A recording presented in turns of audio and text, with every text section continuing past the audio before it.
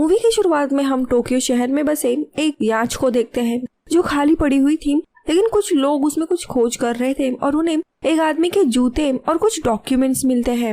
वो लेकर वो जा ही रहे होते हैं, तभी अचानक से पानी में से तूफान आने लगता है। एक बहुत ही बड़ी एक्वालाइन नाम का टनल टूट गया था, जिसे बहुत सारा खून पानी जैसे बह रहा था। हम मिस्टर कोरीसावा को देखते हैं। वो एक अर्जेंट मीटिंग बुलाकर अपनी टीम को बताते हैं कि टनल में 5 ब्रेकेज हुए हैं और हर जगह पानी भर गया है।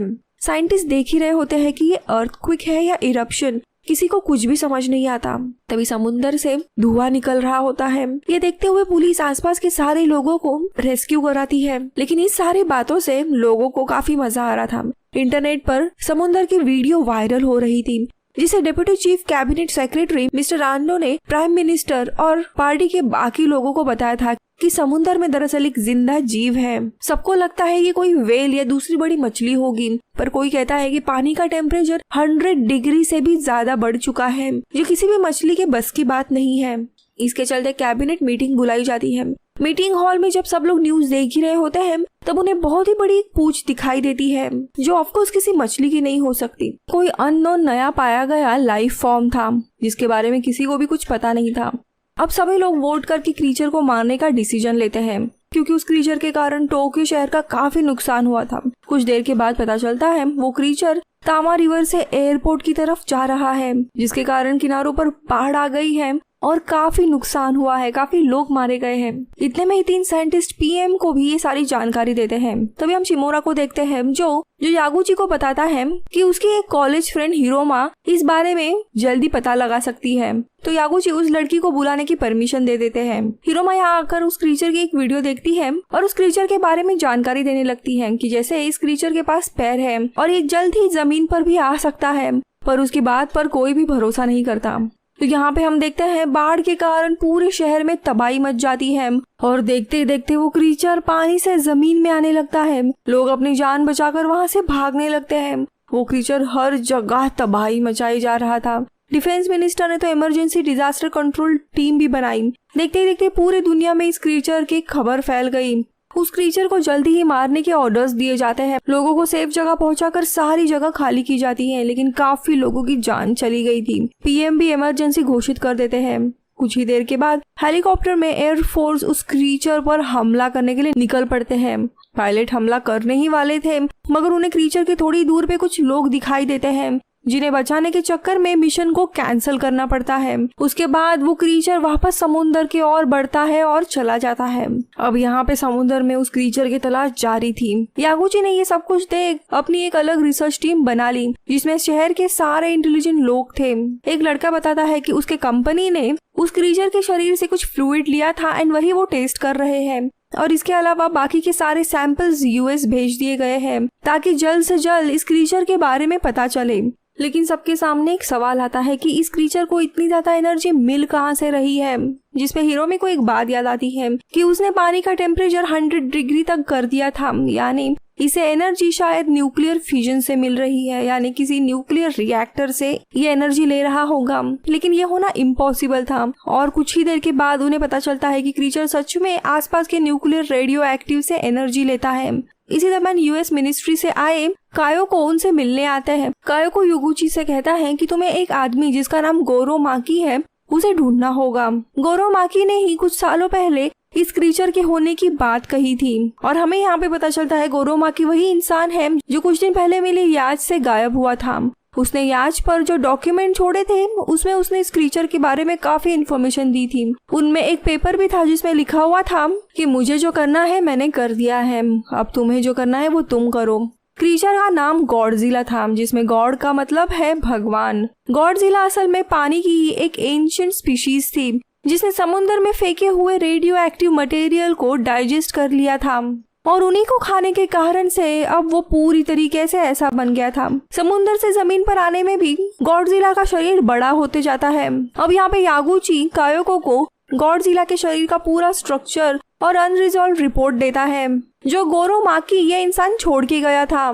यूएस के इस मैटर में बढ़ते इंटरेस्ट से पता चलता है कि उन्हें गॉडजिला को यूएस लेके जाना है ताकि वो सबसे इवॉल्व क्रीचर को अपने पास रखे। यहाँ पे यागुची के ऑफिस में डिस्कशन में ये बात सबको खाई जा रही थी कि आखिरकार ये गॉडजिला अचानक से बाहर क्यों आया। थ्योरी के मुताबिक गॉडजिला एक रेडियो एक्टिव मटेरियल से म्यूटेट होते गया। उसे खुद के शरीर को ठंडा रखने की पावर भी है, पर म्यूटेशन के कारण उसका शरीर ज्यादा ही ठंडा होते गया, जिसे गर्मी देने के लिए उसे पानी के बाहर आना पड़ा। यहाँ पे खतरे से अनजान लोग गॉडजिला को भगवान का रूप समझकर उसे ना मारने के लिए प्रोटेस्ट करने लगे थे। अब कुछ दिनों के बाद गॉडजिला वापस पानी से बाहर सागामी बे के यहाँ पे आ जाता है। इस बार गॉडजिला पहले से ज्यादा साइज में बड़ा होकर खतरनाक हो गया था। लोगों को तुरंत अंडरग्राउंड रहने के ऑर्डर दिए जाते हैं। रेडियो एक्टिव से बने गॉडजिला को रोकने की जरूरत थी, वरना उसके कारण बहुत ही ज्यादा तबाही होने वाली थी। पीएम अपने फोर्सेस को गॉडजिला पर पूरी तरीके से अटैक करने की परमिशन देते हैं ताकि वो टोक्यो तक आ ना पाए। Fighter planes, army, tank, bomb, missile, machine, सारे सब कुछ लेकर गॉडजिला पर अटैक करने लगते हैं। लेकिन गॉडजिला इतना स्ट्रॉन्ग था कि उसे एक खरोच भी नहीं आती। जापान की पूरी फोर्स और हथियार नाकाम हो गए थे।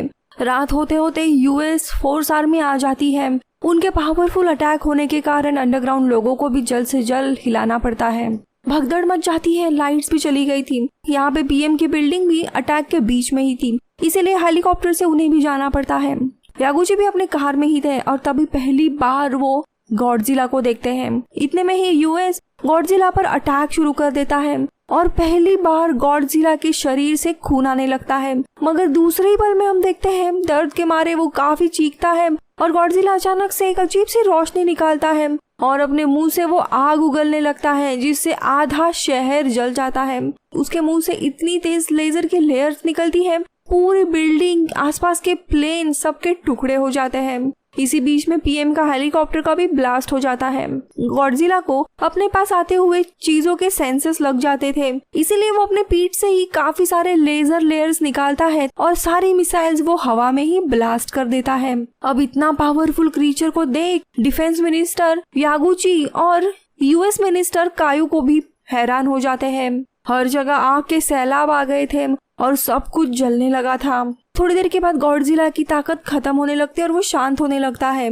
यागुची को समझ नहीं आ रहा था कि अब वो इस शहर के बर्बादी को कैसे रोके। उसकी टीम एक सोल्यूशन निकालती है कि गॉडजिला के शरीर में बढ़ते ठंडक को पूरी तरीके से बढ़ाकर उसे फ्रीज कर दिया जाए ताकि वो खत्म हो जाए। मगर इस प्लान में भी काफी टाइम लगने वाला था, इसलिए यूएस आर्मी फैसला करती है कि गॉडजिला को थर्मोन्यूक्लियर मिसाइल से ब्लास्ट कर दिया जाए, जिससे गॉडजिला खत्म हो जाएगा। लेकिन उसके साथ साथ पूरा टोक्यो शहर और शहर में रहने वाले लोग भी मारे जाने वाले थे। इसलिए डिफेंस मिनिस्टर यागुची और कायो को मंजूरी नहीं देते। यागुची की टीम पहले प्लान पर काम करने लगती है गॉडजिला को फ्रीज करने का, और इसीलिए 400 किलो का फ्रीजिंग गैस बनाने पे लग जाती है। यूएस ने भी टोक्यो को खाली करने के लिए 2 हफ्तों का समय दिया था। इतने में गॉडजिला अगर वापस जग जाता है तो उस पर मिसाइल डालनी होगी, लेकिन 2 हफ्तों से पहले ही यागुची को फ्रीजिंग गैस चाहिए थी। एक जर्नलिस्ट को गोरो माकी इस इंसान के बारे में पता चलता है। वो कहता है कि असल में गोरो माकी की जो पत्नी थी उनकी डेथ रेडियो एक्टिव मटेरियल के कारण हुई थी, जिसके कारण गोरो माकी काफी गुस्सा थे। इसीलिए उन्होंने इस बात से काफी रिसर्च की थी और उन्हें पता चला था कि गॉडजिला नाम का क्रीचर भी है, रेडियो एक्टिविटी के कारण म्यूटेट हो रहा है और शायद इसका हमला भी हो सकता है। ऐसे कई बार उन्होंने यूएस और अमेरिका गवर्नमेंट को बताने की कोशिश भी की थी, लेकिन दोनों भी गवर्नमेंट ने उसकी इस बात को नकारा और काम से निकाल दिया था। इसी बात से वो काफी गुस्सा हो गए थे। वो याच भी उन्हीं की थी और उन्हीं नोट्स पर काम करते हुए वो अचानक से गायब हुए थे, लेकिन वो नोट्स अभी भी अधूरी थी और यागुची की टीम इन्हीं नोट्स के ऊपर भी काम कर रही थी। और कुछ ही समय के बाद उसके रिपोर्ट में दिए गए काफी सारी चीजों को वो सॉल्व कर देते हैं, जिससे पता चलता है कि गॉडजिला को फ्रीज करके ही खत्म किया जा सकता है। आगे ये भी पता चलता है गॉडजिला खुद ही इवॉल्व होता हुआ एक क्रीचर है और बिना किसी पार्टनर का वो खुद रिप्रोड्यूस कर सकता है। इस बात से डरते हुए यूएस अपना प्लान शुरू करती है और जापान को 2 दिन की मोहलत देती है कि वो 2 दिन में न्यूक्लियर अटैक कर देंगे, यानी थर्मोन्यूक्लियर ब्लास्ट। तो वही जापान का फ्रीजिंग गैस का प्लान अगले 3 दिन में शुरू होने वाला था। इसीलिए कायो को अपने पॉलिटिकल पावर का यूज करके यूएस से थोड़ा समय और मांगते हैं। अब यहाँ पे जापान को काफी सारे देश मदद करते हैं गैस पूरी तरीके से तैयार करने के लिए। और 2 दिन के बाद अब एग्जीक्यूशन का दिन आता है, जहाँ पे गॉडजिला शांत उसी शहर में पड़ा हुआ था। सबसे पहले शान गॉडजिला पर ट्रेन से अटैक किया जाता है, जिससे वो जग जाता है और अपने पावर का इस्तेमाल करके आसपास वो अटैक करने लगता है। फिर इसके ऊपर चारों तरफ से मिसाइल का अटैक किया जाता है, जिसके बचाव में वो आग उगलता है और बाद में वो लेजर रेस निकालता है। काफी देर के इस अटैक के बाद थोड़े ही समय में वो कमजोर हो जाता है और उसकी शक्तियां पूरी तरीके से खत्म हो जाती हैं। अब यही मौका देख के आसपास की सारी बिल्डिंग का ब्लास्ट कर दिया जाता है और सारा डेब्रिस गॉडजिला पे गिरने लगता है, जिसमें वो दब जाता है। इतना सब कुछ होने के बाद जाके गॉडजिला की तरफ हाइड्रा गैस के क्रेन्स भेजे जाते हैं और पाइप की मदद से गॉडजिला के मुंह के आसपास गैस डालना शुरू हो जाता है। वो काफी कमजोर हालत में उधर ही पड़ा था, लेकिन थोड़ी समय के बाद गॉडजिला जग जाता है और अपने लेजर रेस छोड़ते हुए खड़ा हो जाता है। सब लोग डरने लगता है, लेकिन इतनी ज्यादा गैस के कारण भी वो कमजोर हो जाता है। इसके चलते ट्रेन लाई जाती है और गॉडजिला के ऊपर बॉम्ब से हमला किया जाता है। उसे फिर से गिरा दिया जाता है और वो नीचे गिरने के बाद वापस उसके ऊपर गैस का अटैक किया जाता है और देखते ही देखते सारी गैस उसके मुंह की तरफ रिलीज की जाती है। गॉडजिला कैसे तैसे खड़ा हो जाता है, पर कुछ ही देर में पूरी तरीके से ठंडा होकर वो जमने लगता है। उसका टेम्परेचर -200 डिग्री हो गया था। अब वो पूरी तरीके से फ्रीज होकर नीचे गिरता है। आगे ने पता चलता है कि गॉडजिला का शरीर 20 दिन में ही आधा हो जाएगा और करीब करीब 2 से 3 साल में वो पूरी तरीके से खत्म हो जाएगा। लेकिन इंटरनेशनल कम्युनिटी डिसाइड करती है कि इनकेस अगर गॉडजिला इसी बीच में वापस जग गया तो ना चाहते हुए भी उन्हें न्यूक्लियर अटैक यूज करना होगा। इसके लिए जापानीज गवर्नमेंट भी मान जाती है और यहाँ पे हम देखते हैं टोक्यो वापस पहले जैसा बनना शुरू हो गया था।